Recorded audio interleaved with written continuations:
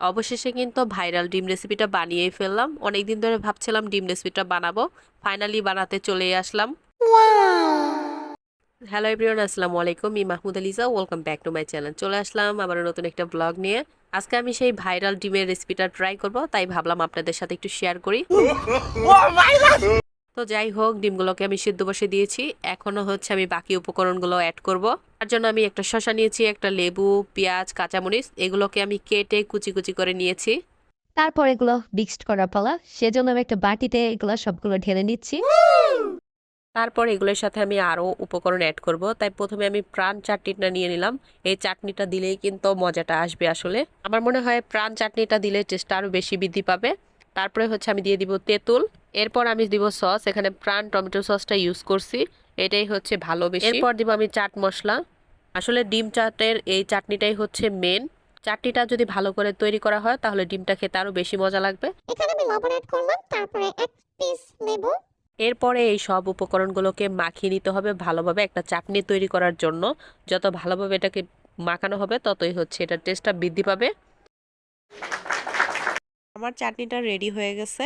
এখন ডিমটা রেডি করার পালা। ডিমটা খোসা ছাড়ানোর জন্য আমি ঠান্ডা পানিতে দিয়ে দিয়েছি।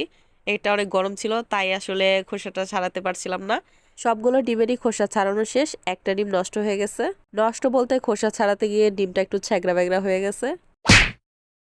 এই তো ডিমগুলোর অবস্থা। ডিমগুলো আমি একটা বাটিতে নিয়ে চলে আসলাম।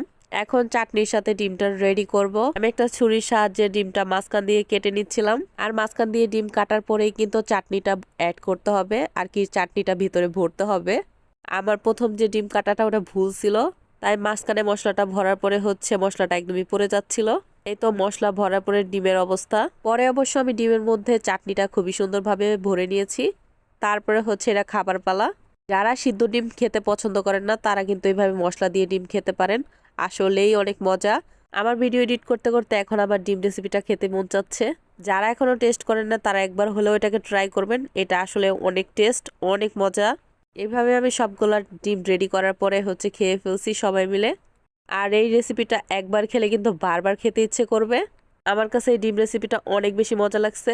প্রথমে ভাবছিলাম হয়তোবা একটু মজা হবে কিনা, বাট পরে একদমই খেয়ে শেষ করে ফেলছি। যাকে বলে চেটে পুটে খাওয়া আর কি।